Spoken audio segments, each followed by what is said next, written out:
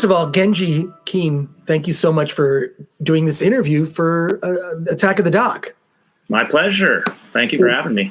Dude, before I ask you my first question, though, tell me how this story, there was a weird story that I just sort of, and maybe we can talk about this in more detail later, where you and I and Kevin Pereira, we were in the gas lamp in San Diego.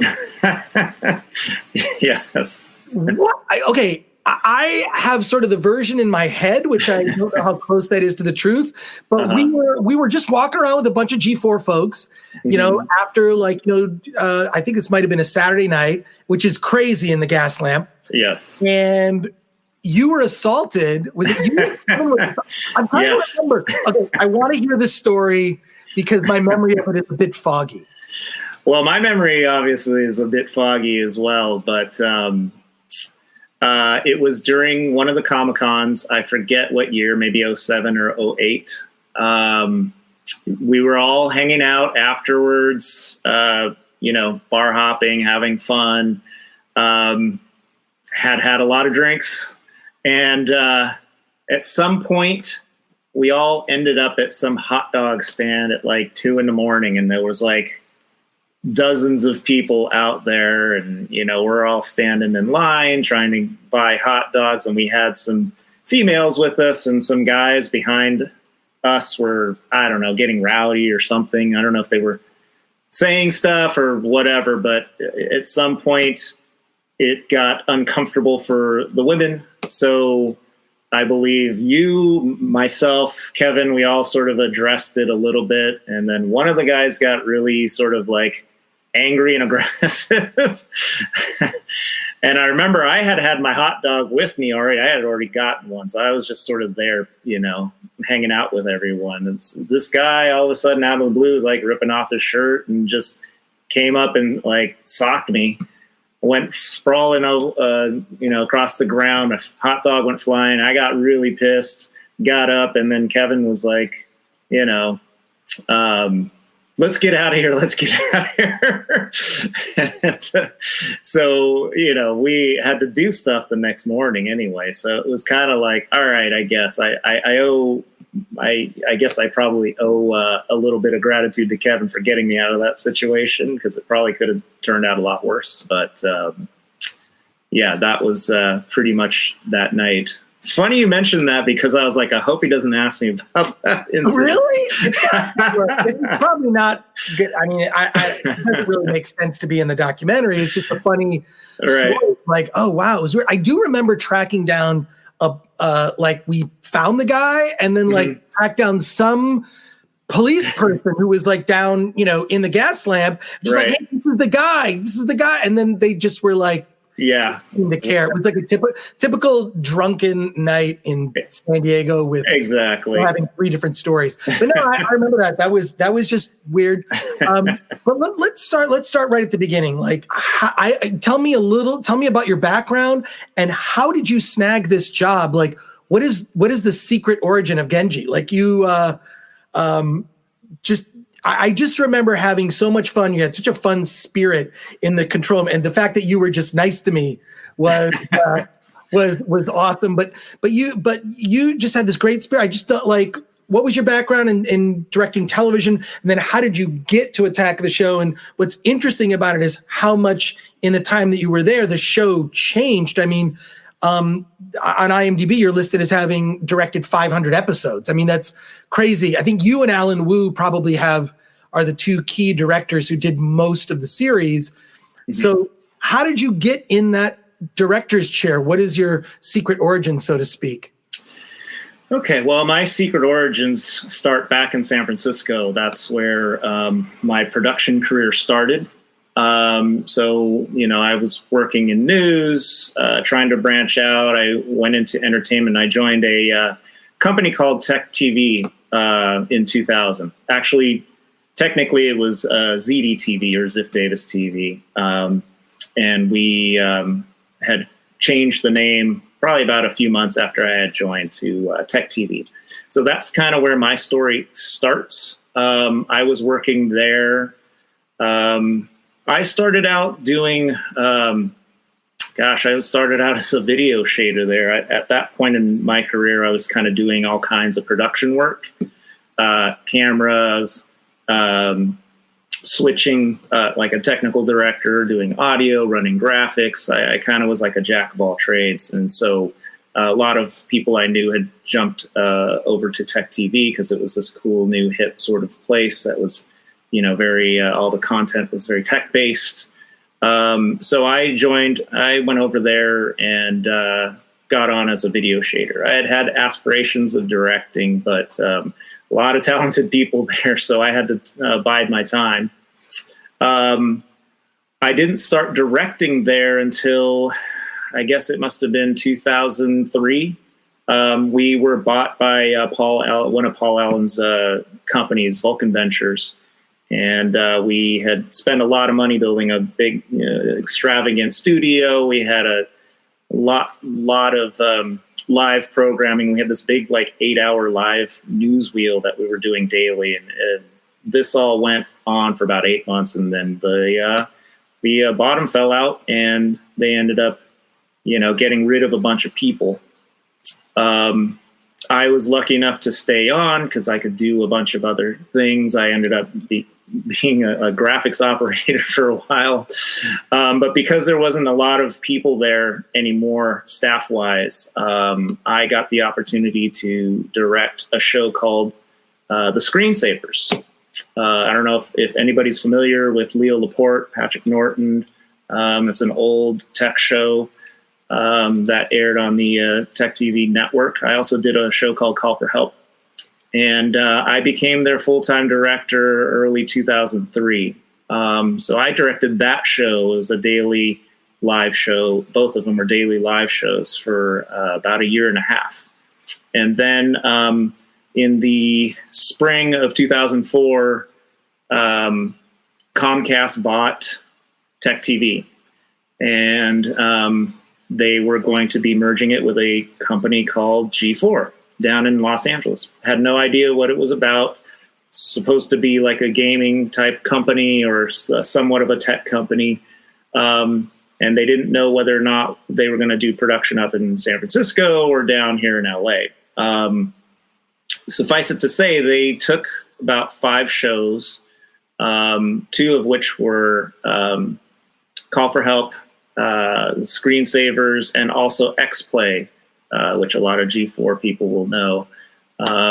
Those shows were the ones that were going to be continued on at G4. And so they made the decision to move production down to LA. I wasn't initially going to be going down to LA because obviously, LA has tons of production people. But the timing of the show, they wanted to resume production about 3 weeks after the doors closed in San Francisco.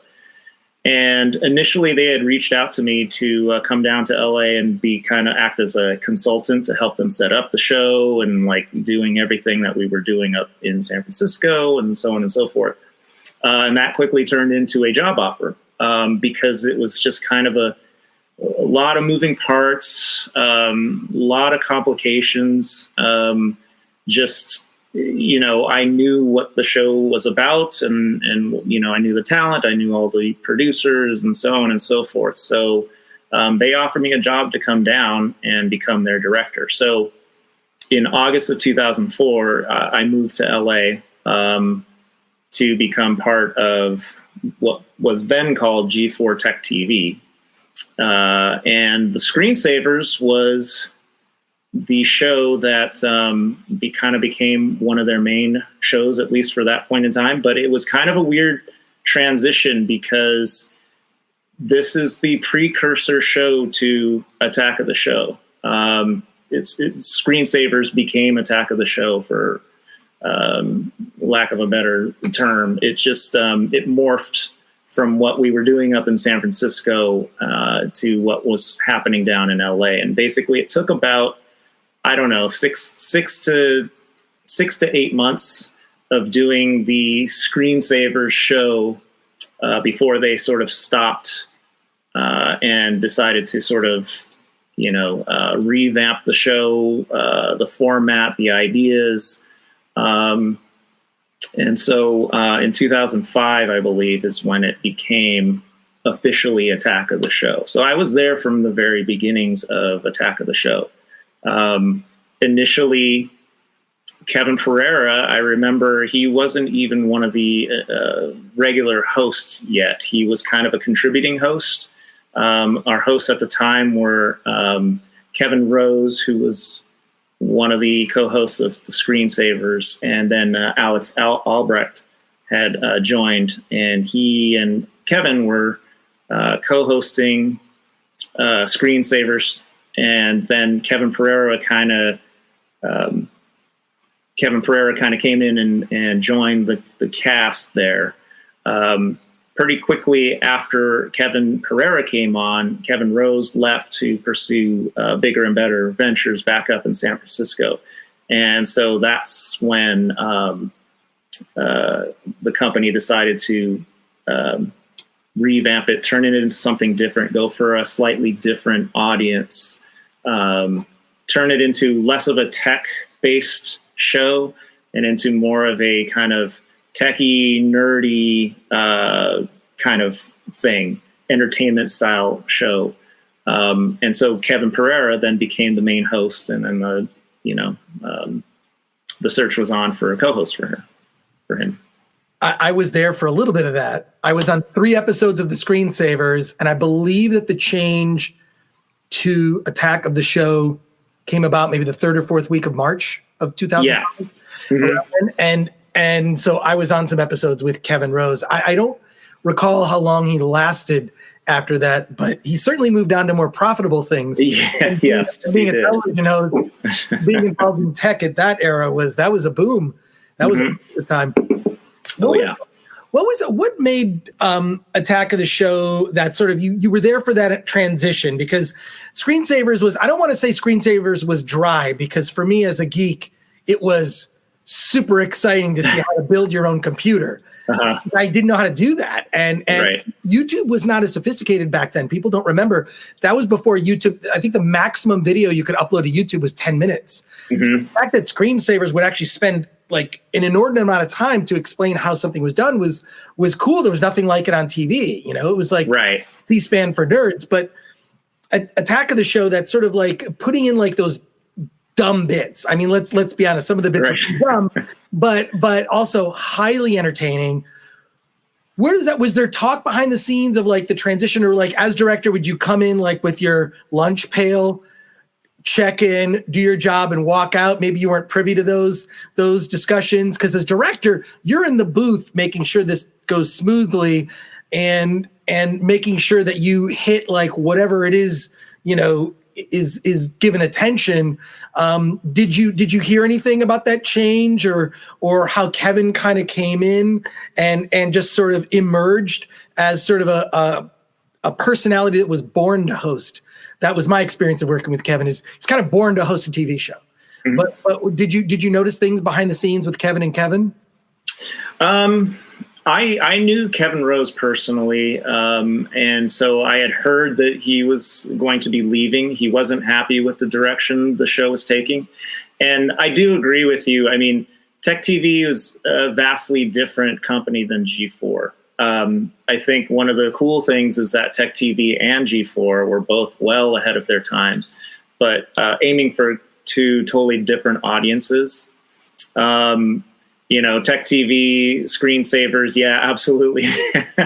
I totally get it, because it was basically, trying to teach people tech, which at that time was still in its infancy.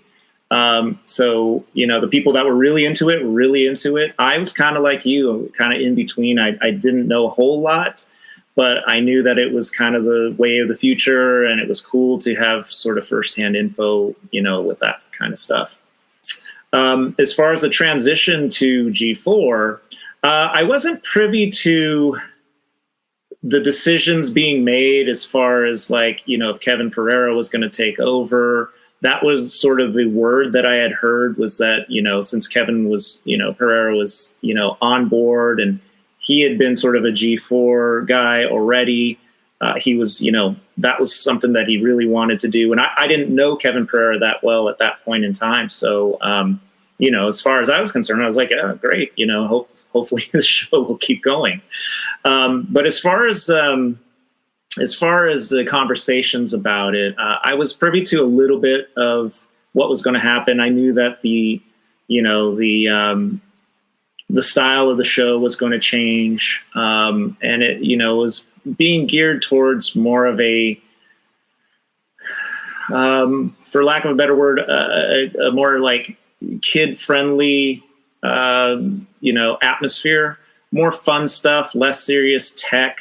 Like you said, it wasn't like going in, to serious computer tech stuff. It was more like, let's have fun with this, but we'll still keep kind of a, tech slant with it. Because Kevin Pereira had, he had a lot of experiences as a gamer. That was kind of his world, but he was also very personable. And so that was the first, inclination that I got that this was going to change. As far as what was going to be happening, I had no clue. Everything sort of just, was just brought to me as is. Peter Green and Jim Downs were the ones that I worked with initially. And then so when they decided to promote Gavin Purcell, he then became the executive producer of Attack of the Show, and things went from there. And, from what I can remember back in those days, a lot of it was just figuring out what's cool, what works, what we like to do, what's fun for Kevin. How does he fit with with these segments, those kinds of things. But it wasn't like a completely figured out sort of. It wasn't a completely sorted show yet. It was definitely still in its infancy stages as far as like figuring out what kind of audience they were trying to get and what kinds of things that they wanted to do. So, yeah. Gavin Purcell is the one who brought me in. Yes. Oddly, years earlier to March 2005, Gavin was working for National Enquirer Television. Called me out of the blue, and he just said, I've read your stuff on Film Thread Online. I'd like to interview you. And I said, I don't want to be on National Enquirer. I said, I don't do gossip. That's the one thing. I don't do gossip. I know movie geek stuff. Nicole Kidman, I recently learned, was married once to Tom Cruise. Mm-hmm. This is how little I know about everything. Yeah. Don't ask me about like modern music or what I don't know. Right. Movies. Ask me about movies. I know that. Yes. So Gavin called me. I ended up doing the segment begrudgingly, and he thought it was funny, and I never heard from him years later. Years later, he just calls me out of the blue. So I'm doing this thing, Attack of the Show. I want to talk to you about being a movie guy on there. I said, I'd had some experiences in TV and I didn't really like it. Mm-hmm. The main thing was I just wasn't allowed to be myself on television. Right. And the thing that I enjoyed most when Gavin brought me in, he interviewed me and just offered me the job in the room. Attack of the Show was the first time I was truly allowed to be myself on camera and not be some crafted image for television. Like I'd even done a game show for IFC, the Independent Film Channel, like I just didn't, I was more comfortable, like put me behind a keyboard. I'm better. Right. So things were changing, I could tell. And there were freedoms and things being tried out. Can you walk me through, at least sort of almost in a historical anecdote way, sort of the milestones of things that changed? Kevin's personality, I think, was the biggest part of that change. I think that was the biggest part. And then when Sarah Lane announced that she was leaving to travel the world a la Luke and Laura from the soap opera General Hospital, I think I'm sure you know all of that. Can you walk me through sort of that transition and that sort of like maybe that first year of Attack of the Show, which was a transitional year? They brought in someone like me, and I felt like this weird new freedom. Like, wait, I can actually say this stuff. I mean, I can't swear or say things that are objectionable, but I could be myself. It felt weird to me. I didn't know. I had to sort of become comfortable with doing that on camera. And Kevin was finding his voice. And I think that first year that Attack of the Show became Attack of the Show was trying things out. Can you talk a little bit about that era? Yeah, sure.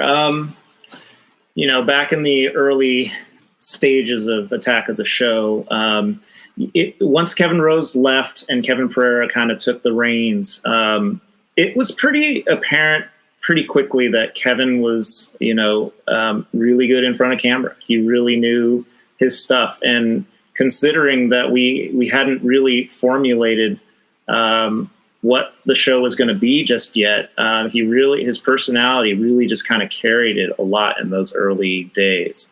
I knew Sarah Lane from back in the San Francisco days. And so I knew that she was going to be leaving.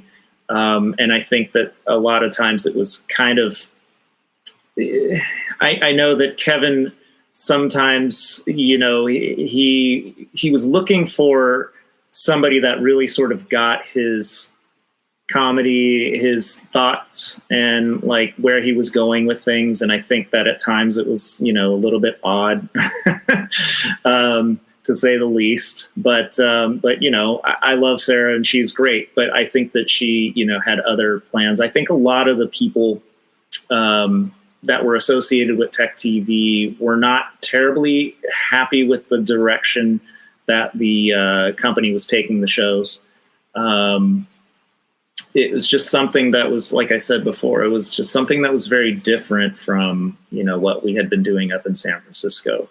But when she left, unfortunately for me, I felt like that was the last sort of vestiges of the Tech TV era.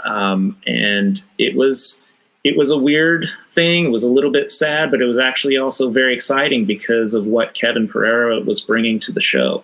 And so in those early days, man, we were doing a lot of crazy stuff and bringing in other people and just seeing what worked and who fit with him and so on and so forth. And all the while molding this show into something that was entertaining. And I remember there was lots of, not a lot of great feedback about the show because you had a lot of like old Tech TV viewers who were just like, what is this? And why aren't they talking tech and this and that? And then you had also this sort of new influx of G4 audience who were really more, about video game stuff. And so it was kind of like a head scratcher for them as well. Like, well, what is this going to be? And, they were actually more probably interested in X-Play than Attack of the Show.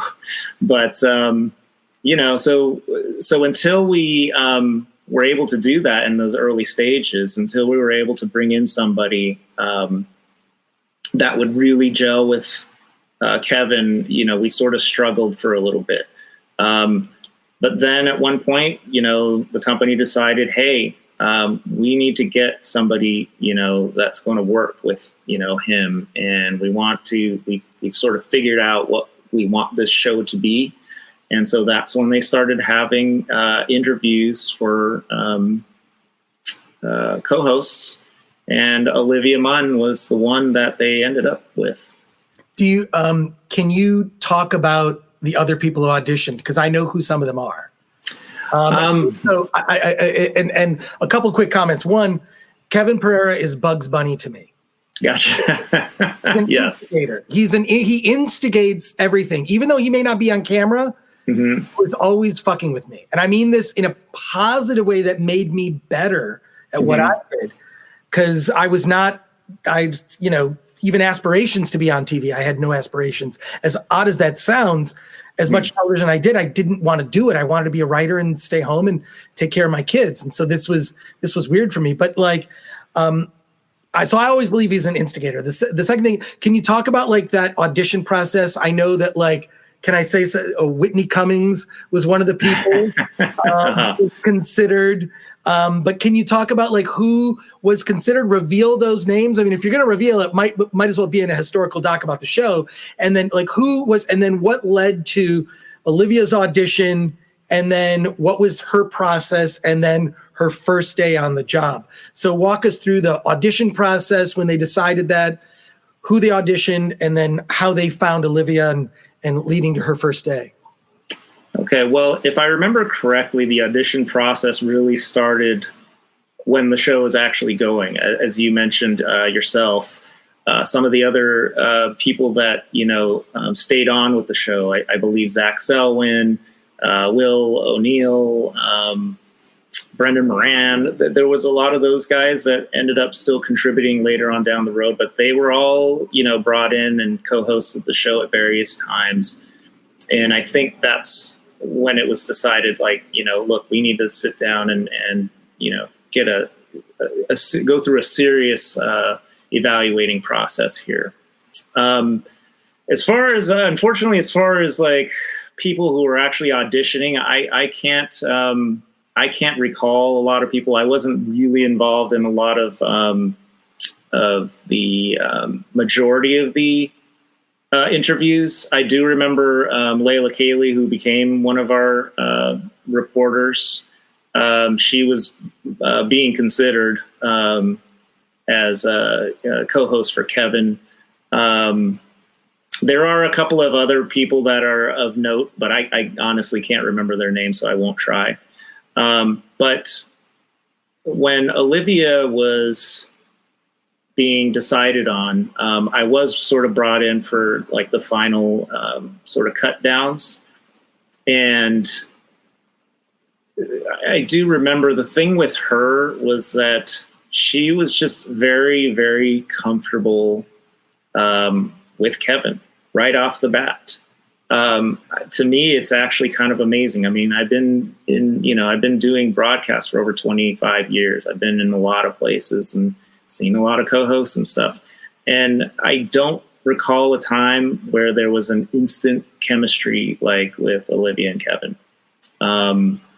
I believe the higher ups wanted somebody else, but I think it was Gavin that initially was like, "Hey, this is the one that's going to work best with him," and so she was brought on. And like any show, any pairing, it was a little bit odd at first, but I think that was also partly because she just wasn't quite aware of what this show was trying to be.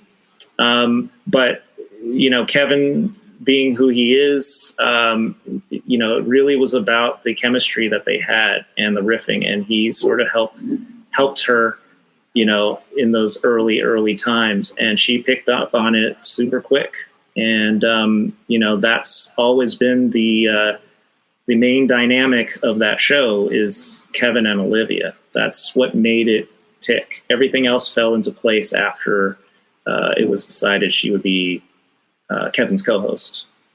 So, I mean, that chemistry was palpable. I do think that they had complementary strengths and weaknesses. I think Kevin was a terrible actor, but he was a brilliant TV host. And I think Olivia was an amazing actress who could act being a TV host. So she used actually her acting ability to be a TV host. So they kind of complemented each other that way. And can you talk a little bit about those early days? Because I think even for them, they were both kind of in the beginnings figuring out, they kind of knew themselves separately. Like they were trying to okay, well, what is this entity that is the two of them, the co-hosting and whatnot, where they finally, in, I believe, a very short period of time, kind of became you'd just say in the same breath, Kevin and Olivia. It's just like that. What was their journey in getting to that place? And can you,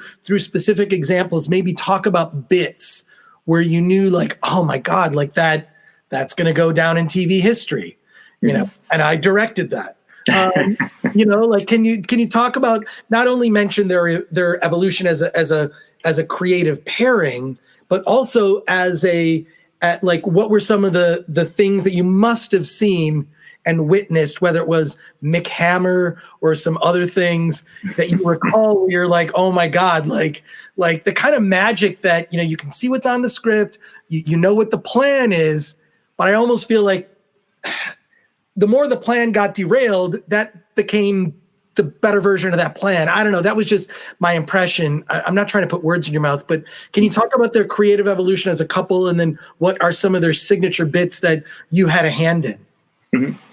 Mm-hmm.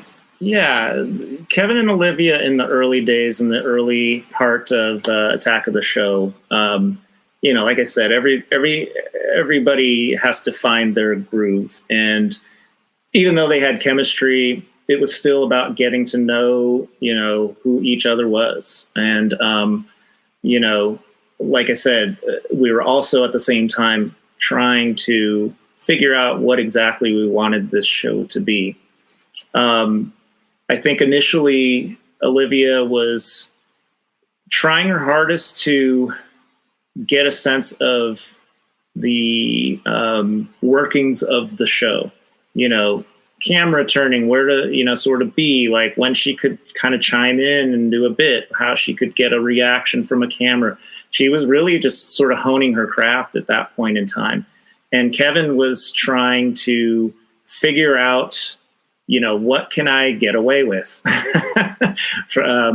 What can we do that's going to keep pushing the bar, make this funnier, and so on and so forth. And so I think, initially that first year or so of them being together was just a lot of trial and error. So there were times where, bits were funny. There were times when things were kind of like a little bit weird.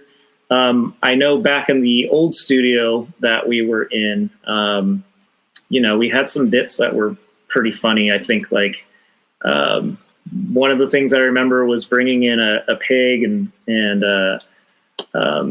Kevin was going to try to hack it in half with a samurai sword. And, we had also things like, what else we had? We had Nerd MMA, where we built a full octagon in one of the studios, and they were kind of like, acting like sportscasters and coming up with these weird sort of like nerd games that we would do in between the rounds. I do remember, I believe in one of the sets, we found out that, or one of the times we found out that Olivia was afraid of snakes. She wasn't really afraid of much, but she was afraid of snakes. And I believe there was one episode where we had her lay on the couch and we dumped a bunch of snakes on her. And I just remember being like, wow, she's really ready to do anything to make sure this show is successful. I believe it was in 2007 is when we moved out of the old studio into the studios at Wilshire on Miracle Mile. And really at that point in time, I think that's sort of when things really, really took off. Kevin and Olivia really both had a really good idea of what they wanted to do. They were given a lot more freedom. They realized that their input was essential to making a lot of these, skits run. We had a lot of great writers on the show. And Kevin and Olivia just, made them even better than they, when we were reading through them. Just the way that they carried stuff. And the best part about them is they could riff off of anything. They just knew what the other person was going to do. And then the other one would, try to one up the other. And so they had this really cool just vibe, and they just knew what each other was going to do. Man, when we got to the new place, I mean, the one skit that I remember the best was Pie Week. And that was the famous Olivia jumping into the giant pie in a French maid costume. And unbeknownst to me, actually, Kevin decided, so that she wouldn't feel super uncomfortable, he had one on underneath. He had a French maid costume underneath his tuxedo, and he proceeds to rip it off, and he jumped in. And these were the kinds of things that just happen on a regular basis on this show, was that like we would read through these skits and they were super funny, and we would carry them out on live on TV. And then something crazy would happen. One of these two would just do something that would just bring, an extra extra panache to whatever it was we were doing. We had the taxidermy Olympics, and they were just great with, I had no idea sort of how they were going to narrate this. I mean, it wasn't really a scripted thing. So they were just reacting to all these kind of crazy stuffed animals that we were making do stupid things. And so there's plenty of other stuff that I'm sure I could dig up, but those kinds of things happen on a regular basis. So it wasn't like there's one standout thing. Every day was an adventure coming in and doing that show. It was the most fun I've ever had as a director, just because of the uniqueness of what they were doing and just the very, very live aspect of it all. Tell me about construct for me a day in the life, a typical day. Right? Like, I want to be able to tell the audience from different perspectives, from being on camera to the writer's room. I got some of their perspective, but what's a day in the life of like producing an episode of the show? What does that look like from where you sit?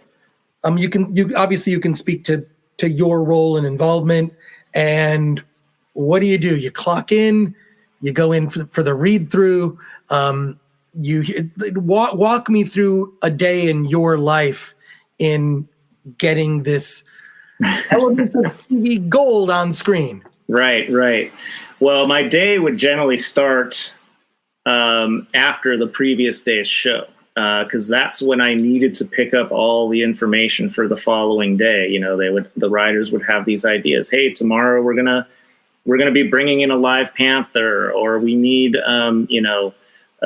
the magical portal built, or something like that. So they'd put that into my head. The night before, I'd either have to, get word out to somebody that, we need some props or whatever. We need to do this in the morning. So my typical day would start, I would come into the office. I would look at the notes from the post-mortem meetings from the day before.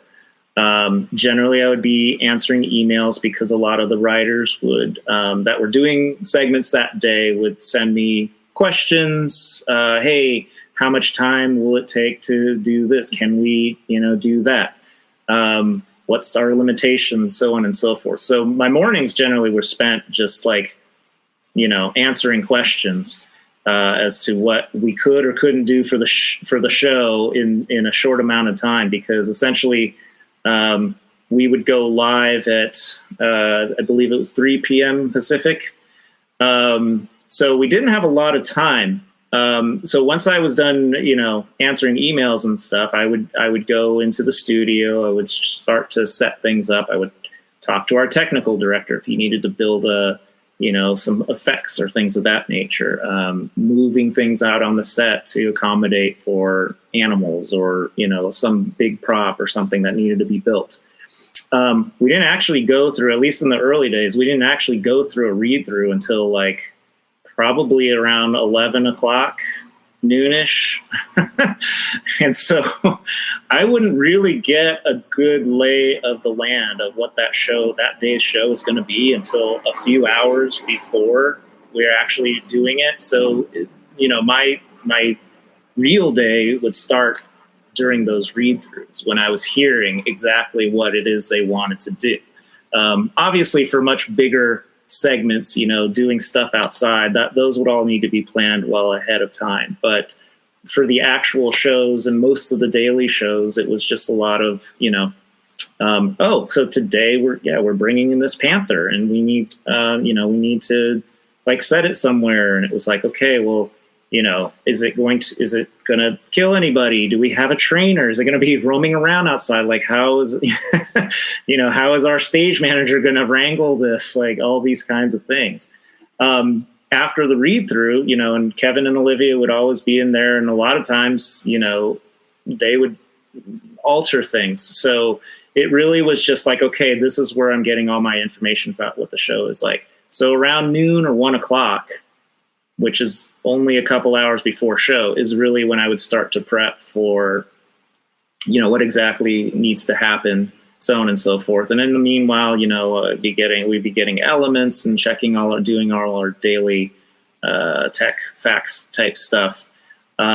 We might get, a half hour of rehearsal for some of these things but a lot of times, I would say at least 50% of the time, we were winging a lot of these things that were happening. And I don't say that in a negative way. That was the charm of the show, was this sense that, we weren't trying to be super polished and super over the top. I mean, of course, we wanted to make a good, good, funny show, and we wanted things to work out. But, a lot of times we just didn't have the money, the time to get everything that we wanted done. I mean, that's really a testament to the whole production team and the producing team.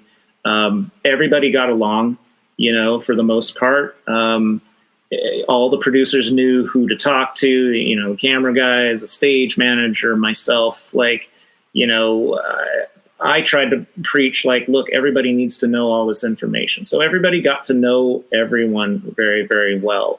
And, that was kind of our way of getting through a lot of this stuff. Was just, hey, okay, we understand now what it is you want, and then we'll do the best that we can.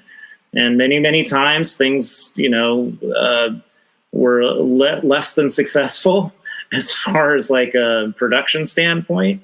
But again, I think our audience really responded to that. I think it was really part of the charm. And again, Kevin and Olivia could just make light of anything. They could riff off of anything that happened,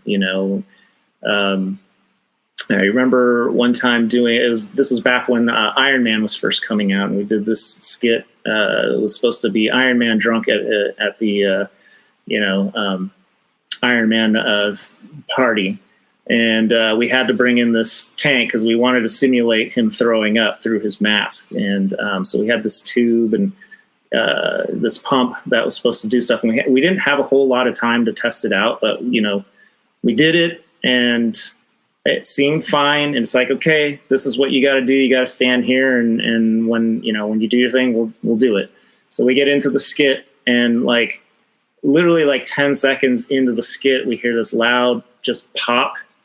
And it's the tank burst or something. And it just was spilling ooze all over the floor before we could even do the skit. And it just kind of unraveled from there. But they made it into something really, really funny.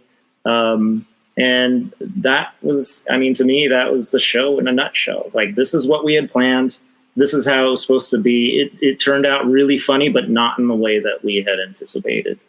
But that was basically it. The show would go on, we'd do it, and then we'd go into our postmortem, talk about what we did good, what we did bad, and what was coming up for the next day. And that was just it, day after day after day. You really nailed it. To me, it's when something went wrong, it was just as good as when it went right. Yeah, absolutely. It was just oh, well, it goes bad. It doesn't matter because, Kevin and Olivia were there to kind of guide you through it, or even mock it or goof on it as it was happening. And I don't know of other shows that kind of did, had that kind of attention on it. It was really remarkable. Do you have any other anecdotes in your mind about sort of best and worst, or when things went right and things went wrong? And then I want to lead through to the one thing that did strike me working on the show was how little drama there was, or at least I wasn't privy to. Very little. Everyone seemed to genuinely like each other and like working together. And there were problems, which were normal because that's work, but this kind of work. But I didn't notice in my mind a whole heck of a lot of drama at all. But can talk a little bit about some of the sort of what you see as sort of best and sort of the best and worst moments, and then if you have any more anecdotally, and then what led to your departure on the show. You did 500 episodes. At a certain point, I know, just from different projects and things that I've done. I've done this thing film thread for 30 plus years. I mean, after a while, there's a burnout factor that settles in. I kind of have to like recommit myself, right? But walk me through that, and then as much as you're able, the circumstances for your departure. Sure. Yeah, I think that, you know, as with any production, there's always, especially live productions, there's always a level of stress. And I think that, you know, I agree with you. There really wasn't a lot of drama on a daily basis outside of normal stresses. You know, somebody's trying to make a deadline. Oh, they delivered something wrong. You know, oh, you know, the one of the hosts needs this and hasn't gotten it yet. You know, those are just, you know, those are typical stressors that you have on a live show, and it's going to happen. It happens all the time. I mean, like I said, you know, we were under some kind of crazy deadlines. And, you know, again, it's a tribute to the whole, you know, show team that they were able to pull this off day after day after day for a full hour long live show, doing all the crazy things that they did. And so that's also a tribute, is that, yeah, for the most part, everyone got along. I mean, sure, there were like, you know, little tiffs here and there, you know. I think as the show got more popular and bigger in scope, that, you know, other issues always start to creep in. I can't talk to like anything specific, but, you know, there's lots of, you know, ego things sometimes. And, you know, oh, well, I think as with anything, the more involved you are, you want to have more and more say. But, you know, this show is a very collaborative show. So, you know, it's hard sometimes to compromise. And, you know, I think that was probably the worst times, is when, you know, we're trying to get through something and no one can agree. You know, so then somebody would have to make a judgment call and be like, okay, this is what it's gonna be, right? And it's, you know, that feeling of like, well, no one's really getting what they want out of it, but, you know, everyone's professional about things. They did, you know, what they were supposed to. They made it into something better than what it, you know, started out as. And I think, again, that's just the professionalism that Kevin and Olivia and all the writers and staff had. Some of the best times, as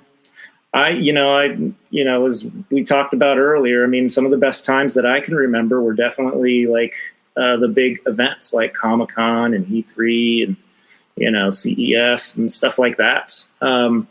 Because not only is it hard to do a daily live show in a studio, it's really, really hard to do a live show on location when you've got, you know, a bunch of people, you know, that are friends, want to go and have a good time. We were all used to going out and having fun together all the time.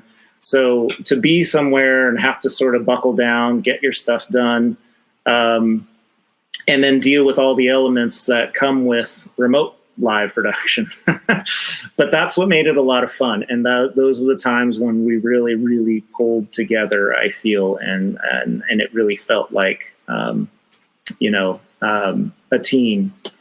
Can you talk about the San Diego Comic-Con shows in particular?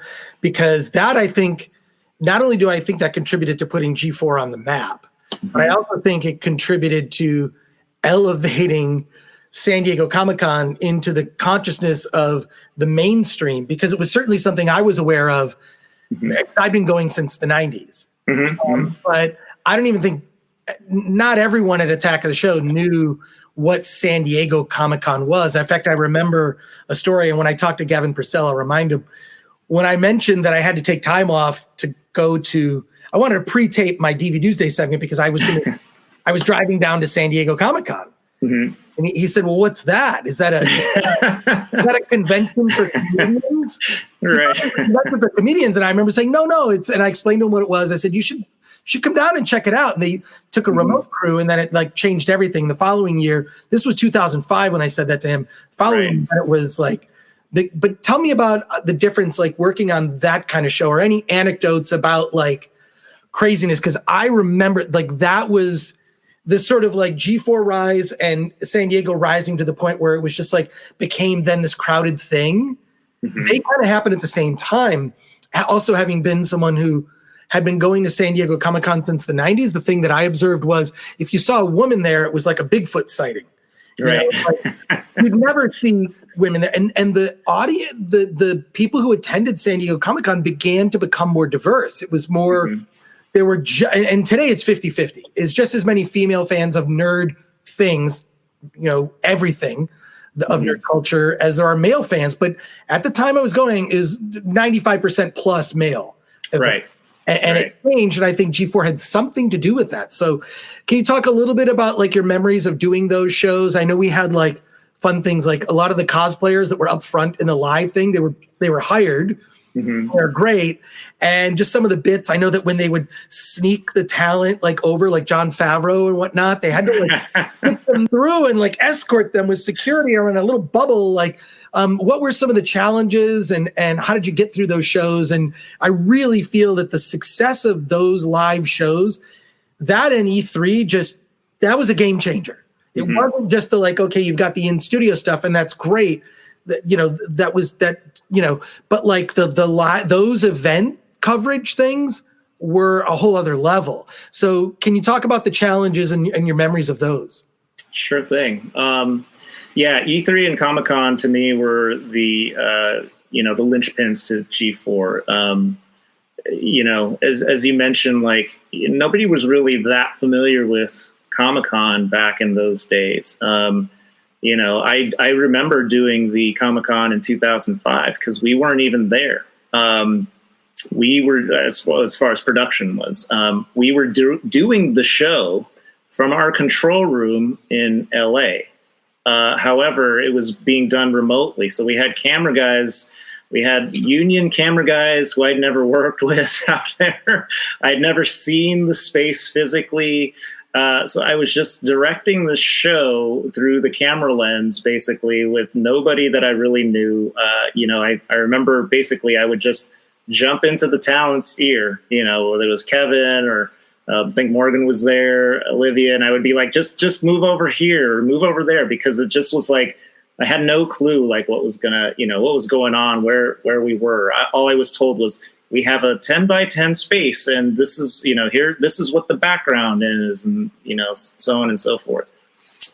But when we actually made it to our first Comic-Con in San Diego, that was pretty amazing time. And I really feel those are the shows that, cemented G4 as a up and coming, cool channel. In those early versions, we had, like I said, we would have like a 10 by 10 space. I don't know if we were the only ones doing a broadcast, but I think we were one of a very few that were doing stuff. So they weren't even, used to like what we needed technically. So like I said, we would have like this 10 by 10 space, and we were doing these long cable runs for, from the truck that was parked out in the back or whatever. And we had minimal space, as Attack of the Show has many, many different aspects. And for, the producers and all the talent and everybody, it was like, Christmas time, it was like Kid in a Candy Store. So there was like a million things to talk about and see and do. And there's only so much you could do and talk about in an hour. So the challenges at those spaces were size limitations, number one. The sheer amount of crowd, and it wasn't even as crowded back then as it is now. I mean, but there were still lots of people, and there were the big convention center is pretty massive. So it was hard to get people to, get over to the stage, get prepped, all in this small amount of time, basically. And same with E3, it just was like, we were limited in what we could do, where we could set up, so on and so forth. So those all presented challenges, but I honestly believe that doing those shows helped both Comic-Con and G4 get to bigger heights. I mean, really, it was the start of what is now, the nerd culture and video game culture are massive. 10 years, 12 years later, it's just massive. And I think those shows had a lot to do with it, and it's exposing it to, an audience that maybe wasn't quite sure. Maybe they just didn't know a whole lot about what was going on out there, but those were some of the best times. I think you were leading up to telling a story about your departure. You're on IMDb, it says you've got 500 episodes. I'm sure it might have been more than that. That it couldn't be a simple round number. You didn't just say, well, right. 500 episodes, guy, calling it, that's it. Yeah. And I don't even know if it's relevant for the documentary or how much you want to talk about it, but you're departing from as the director for after 500 episodes. 500. Right. Yeah. My departure, it was a little bit bittersweet. I mean, like I said, I had been with that show in its various forms for basically, 6 years at that point, and doing it every day. There's just a lot of memories, lots of fun to be had. I felt like it was going places, but, I think a lot of it was just a numbers game. Comcast at that point in time, like I said, at Comic-Cons and E3s, the video game industry was starting to really, really blow up. Comcast was starting to, bring in a lot of other shows, networks that they were dealing with. In the building that we were, I think there were like 5 different networks operating. And so there was a little bit of cross-pollination. I was being asked to do other things. And, it just was kind of like, G4 needed to have somebody there all the time. I won't go into the politics of it all, but basically, it was a numbers game. It was like, okay, well, we're shedding some of these other shows. We're focusing entirely on Attack of the Show. And we had my friend Alan Wu, who was the one that took over Attack of the Show till the end. He had been directing X-Play at that point in time. And so whether it was budget reasons or other, essentially, they decided to have him do both. So I got squeezed out. And it was hard, but I would say that it was probably the best time to go, I think, and not to say anything bad about, the show as it, proceeded. But I think Olivia left not too long after that. It seemed to me like it was kind of a, sort of a procession again of people and seeing how, they fit with Kevin. And I think that's a hard thing to follow up. Somebody like Olivia and the dynamics that she had between her and Kevin. I think the show itself was still really good. They did lots of fun stuff, but it also provided me an opportunity to go off and branch out and do different things. Cause honestly, I'd been doing it a very, very long time. I think it needed some new life. So I think it was a good thing for everyone. So what you're saying is you went out on top. Yes. Went on to bigger and better, not necessarily bigger, but to me, like when Olivia left, I thought, well, the show was Kevin. It was Kevin and Olivia, then it was Kevin and friends. And then when Kevin left, like that was it. And right. I think I think fans would agree. I think everyone I've talked to like that, there's no argument with any of that. At all. I mean, that's just, it's not to say that it wasn't a good show and wasn't a fun show. And I know they did lots of, cool stuff. Cause I still kept in touch with all of those guys, and I'm still good friends with all those guys that stayed on and did the show. And they would tell me about all the fun stuff, and I would check things out. And I even was there at the final wrap party as well. So there wasn't any animosity or anything like that. It was just, it was just time for things to change, as they always do. Everything changes, but I feel personally that the sweet spot was there with Kevin and Olivia. And, once that was sort of like, written that, that it was going to happen, that they weren't going to be together. It was kind of like, hey, well, that's not a bad thing to be able to bow out before that happens. So, that's just the way of the world, I guess. Way of production, anyway. You were there for all the sweet spots. I mean, yes, frankly. Yeah. But I wonder if you have any perspective about the legacy and cultural impact of Attack of the Show. One of the things, that I've observed from where I was is that I feel, in a way, personalities on YouTube kind of replaced. I don't know that you can necessarily replace Attack of the Show, but after Attack of the Show left, there was this opening, and it began the rise of many YouTube personalities. Whether they had an expertise in comic books or movies or video games, they rose to kind of fill that spot left by the void that was this show that everybody kind of tuned into. But do you have, from where you sit, this must come up whenever you do an interview, like, oh, you did, Attack of the Show, like, it's on your resume, it's never going away. Like, but can you speak to that aspect about it, the cultural impact, the impact on fandom, sort of like now putting it into perspective for yourself, and sort of like when you were in it, you weren't thinking that you were achieving television history. But truthfully, now, as we sit here today, this was television history being made. I truly believe that. So now having the perspective of time, do you have any thoughts about the legacy and your contribution to that? Yeah, absolutely. I think the legacy of G4 and Attack of the Show specifically is that, I mean, to me, and this speaks to a broader trend in, how shows are done now. You mentioned YouTube and all that kind of stuff. I mean, to me, Attack of the Show had a huge impact on a lot of kids that are doing these things now. We had all these segments like DVD Day and, the news segment and all these things that we did, Epic Fail, all that kind of stuff. All those things, that was kind of, to me, 2011, 2012, that was sort of the end of traditional television. And Attack of the Show was traditional television, really.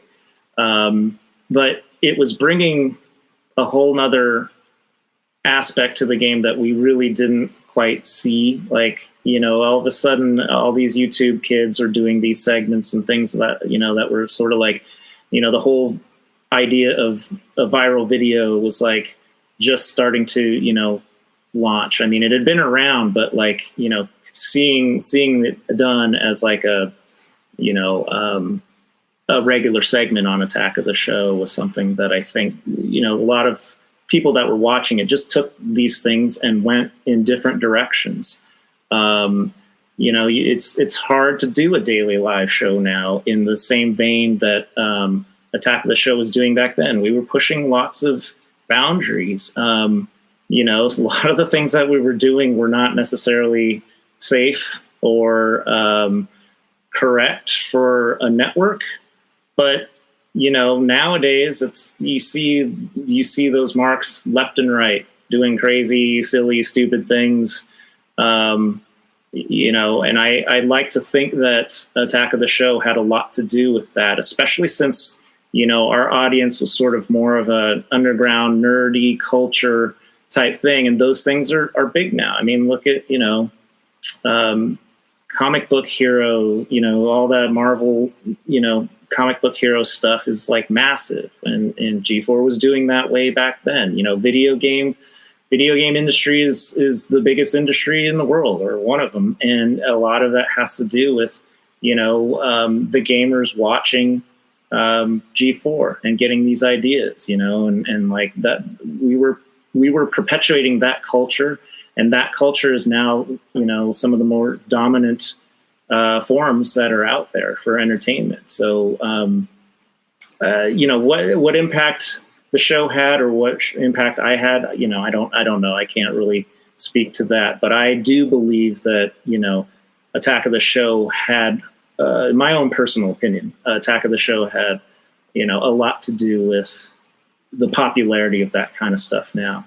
And that's, I think that's something to be proud of. I hang my hat on that all the time because, I've worked other jobs and never really quite had the same enthusiasm, never quite had the same sort of like approach as far as like, oh, what are we doing today? The shows today, or in general in production, you usually want to have a sense of what's going on. But I think that was the most exciting thing was, not sort of knowing what was going to happen. It's like, okay, well, what are we doing today? Well, it was exciting. It was an exciting show to be on, to be part of. And it was a great crew and team to be a part of.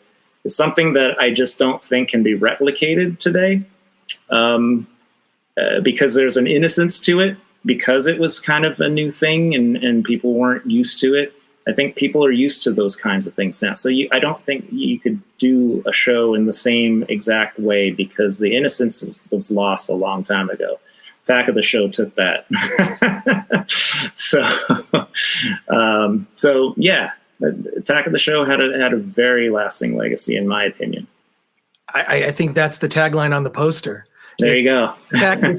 My innocence. There you go.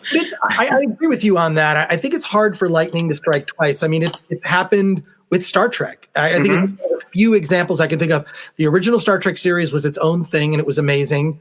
Mm-hmm. And Star Trek: The Next Generation was also its own thing in the same vein, and it was amazing in a different way. Yes. If lightning is going to strike twice, it's going to be because the new creators at the new Attack of the Show and the new G4 are going to reinvent the wheel again. And I think part of that has to do with the fact that so many people who were at Attack of the Show and at G4, so many people that were at G4, it was their first job. They didn't know what they couldn't do. Mm-hmm. And exactly. So because of that innocence, and I had already done enough TV where I'd done shows for IFC and Stars and FX, and I was just like, I don't like working in TV. I didn't like being on camera.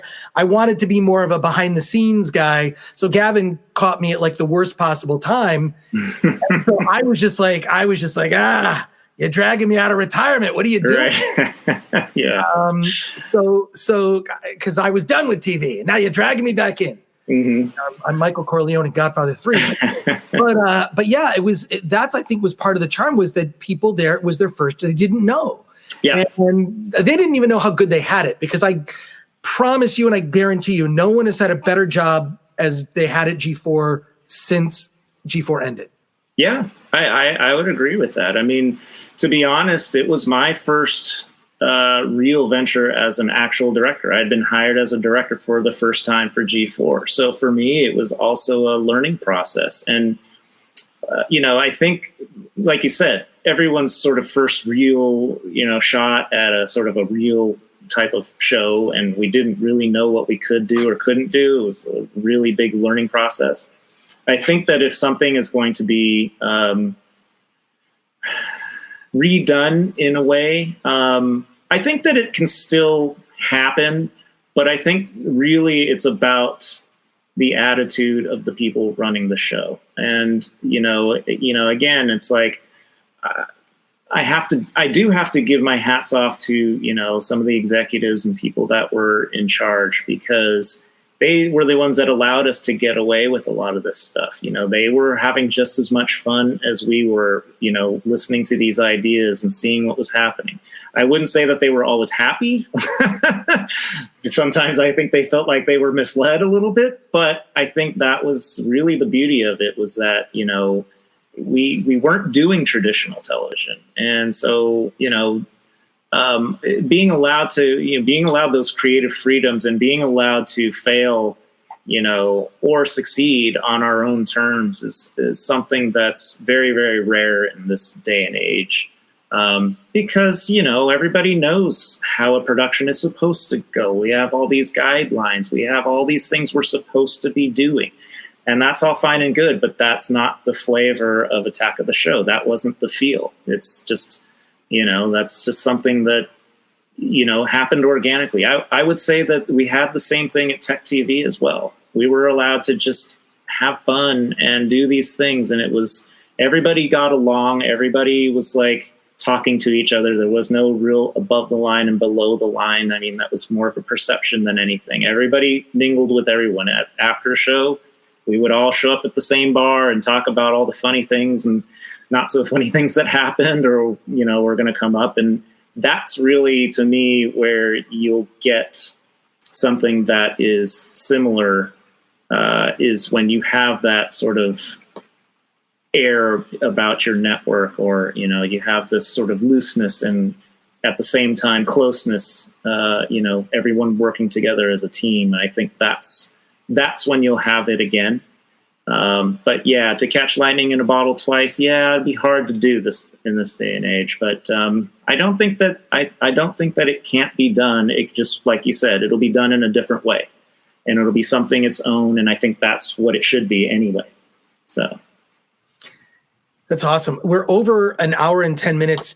I have like maybe 2 or 3 more questions. I can tell you what they are. And kind of, is that you have enough time? Yeah, absolutely. Cool. Awesome. So I need to ask about so much, because we put together, in order to create this documentary, we put together a library.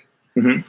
Like searching the internet, putting together footage. We have a library of like we have a best of every single, major on camera talent. We've got like, we have one thing, a video in the library that we compiled. It's like, you can't do that now.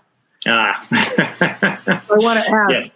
So I want to ask about that. I want to ask about cancellation and the end. And then I want to ask if there's anything I didn't ask. So those are my 3 questions. So starting with the first one, in doing the I'm watching footage of myself going, oh my God, I can't believe I said that. If I said that now, or if I tweeted the words I just said back in 2009, I'm gone and never work again. Like, crazy things that were said very freely, a very free and open environment, with the exception of doing the things, you can't really do on TV, and I'm sad to hear about Keith's passing. He was the standards and practices guy.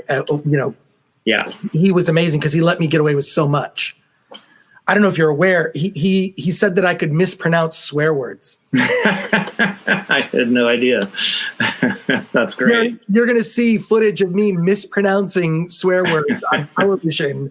And a lot of little things that I leaked in. I learned some American Sign Language, some ASL sign language, just so I could do little secret messages to anyone who knew sign language. Goof at the beginning, at the top when I'd be in the main shot and they'd sort of crane in. I would do a little ASL. So secrets that will be revealed in the doc. But is there, in your recollection, as you think back to things that were done, you're like, oh my God, I don't know that we can ever do MySpace Girl of the Week. I mean, and not just because MySpace doesn't exist. It's sort of like let's objectify women. Look at hot women, right? but are there? That's an obvious one. But are there other things? And as you think back, you're like, oh, gosh, that's not going to go in my. Not going to go in the reel. Present day reel. But can speak for a minute, a little bit to the you can't do this on TV aspect. Yeah, wow. There's a lot of stuff that you can't do now. I wouldn't think. The one thing that comes to mind, and because I've talked about it recently, and then it actually happened in a show I just did, and that's why it came up. It was like, wow, I can't believe this is happening in this day and age. But we had Olivia and Kevin do a tricycle race in fat suits, and out in the parking lot. And I remember that was a massive ordeal, even at that time. I don't think things like that can happen anymore. Basically anything that we did, and that was part of the charm of the show was poking fun at stuff. I don't think that there was really any ill intent behind a lot of these things, but in this day and age, everything is under scrutiny. I think a lot of things are for the better. I mean, obviously we have to be aware and conscious and, conscious of people's feelings and things of that nature. But, that's but we were probably offending people left and right every day. And so, I'm trying to think what else. Yes, the MySpace Girl of the Week. Yeah, I remember those things. You know, I mean, even the going back to the reference, like, you know, hacking a pig in half with a sword. We had the Wiffle Bat Fight Club, where we had producers beating each other with wiffle bats. So we also had I forget what the segment was called, but we were shooting producers with, you know, BB guns or something on set. I mean, just anything that was abusive towards the writers or producers, you know, you can't do that anymore. You know, the whole pie thing, even, it was a bit risque, I guess, but, you know, like I said, Kevin made that, I feel made that better by doing it, you know, himself as well. So yeah, I think, you know, most of the stuff I think that we were doing on that show probably wouldn't fly today, or they'd seriously like alter it a little bit to make it more acceptable. So, and I do recall being called last minute to come in early because I was the announcer and referee at that fat suit. Yes, in like the courtyard or something. Yes. Like, can you come in and just like be the announcer? Oh my God. Sure. Yeah, I mean, I was the guy on standby when something would happen. I mean, Kevin would get legit sick, you know, and it would happen. And I was on standby, and I just did my best. I could never fill his shoes, but I just did my best to like. I just don't want to break the show. Like right. that was in my brain. I don't want to break the show. Although I would probably say, no, you should break the show. Right. Tell me about the end. Tell me about like. You weren't directing the show when the cancellation, was announced, or when Kevin left. But can you talk about when you heard, and you said you were there for the last episode? I mean, it was looking around. I mean, just remember kind of being in like a blur, because 2012 might have been the worst year of my life. That year, I lost my father, broke up with a girlfriend that year. Like, it was just like all this sort of series of things that happened, and I lost my job of 8 years that I loved, where it was never a job for me. It was always fun, right? That wasn't a job. That was like, you mean I get to be a goofball and talk to people I like about things I love? Right. How is this work, and why are you giving me money? Yeah. But what was your recollection, and what was your experience of that? And what were some of the feelings, especially because you were there on that last day? When Attack of the Show ended, I feel that, I was shocked, actually. I felt like they had a good thing going. I felt like the video game industry was picking up. And so I felt like there had to be some momentum going for them. But I think along with that, I think for me personally, I felt a little bit of frustration as well, because I just felt like G4, as I alluded to earlier, I felt like they were ahead of their time. And I just feel like they didn't quite know how to make this transition into what the video game industry is now. I don't feel like they knew how to make that work then. And they could have been the biggest of all the big networks doing all this stuff. They just didn't know how to make that happen. And I felt like that was a shame. And, I felt bad for all the people that were working there, because I obviously went through the same thing. I knew what it was like to be working on a show. I think everybody knows how special that sort of interaction with everyone and the Daily Show was. And that's always a sad thing to see.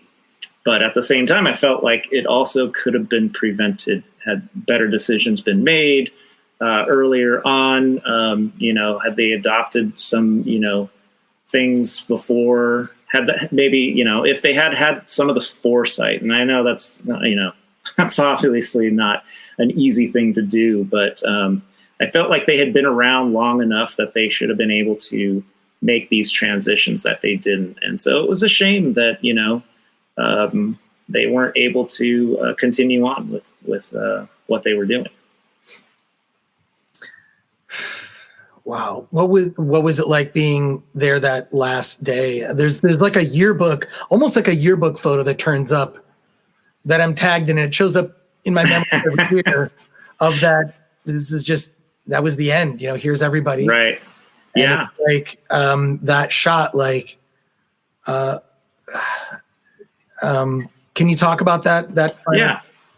Yeah. It was a little bit odd for me because there was, a lot of new faces that I didn't know, that I hadn't worked with. There were a lot of old faces that I recognized and saw me, and they were happy that I was there, and it was good. We rewatched the last episode together.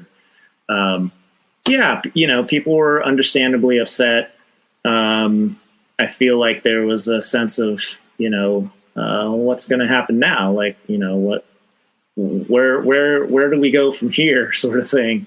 But that's also, that's also a blessing in disguise too. I mean, it's always scary and it's hard, to know that you got to go on to something else. You got to find something else, and probably deep down inside that it's not going to be as good as it was, at G4. But I would say that the takeaway, and this is what I would tell people there, is that, look,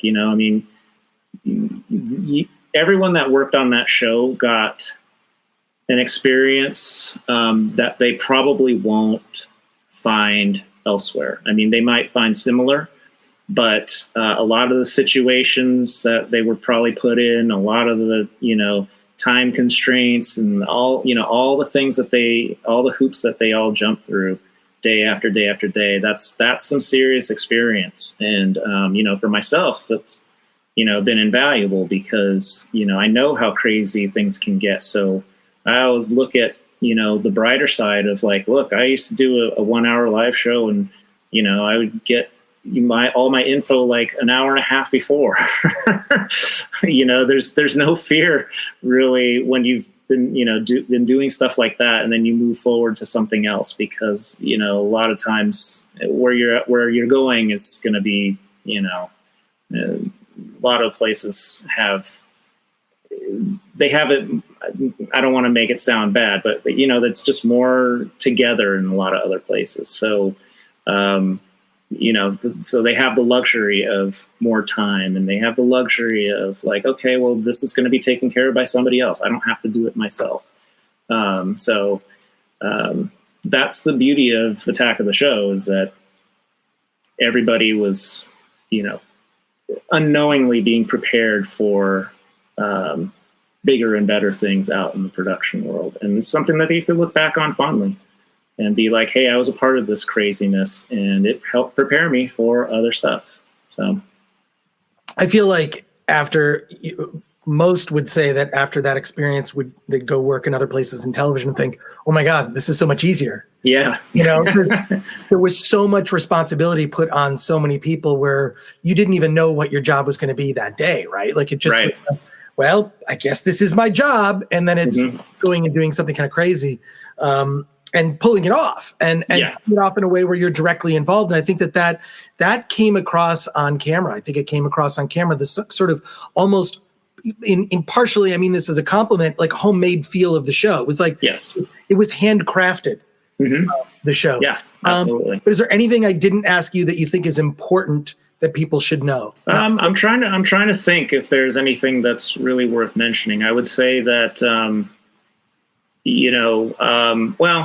one thing I would say, because he was the first executive producer that I worked with, but Jim Downs, he passed away in 2016, I believe. And he was the one that started Attack of the Show. He's the one that basically brought the screensavers down, took over that show. He was the one that was the transitional person, and he's the one that brought in Gavin to run Attack of the Show. But he was the one that sort of, had that vision as to what it should be.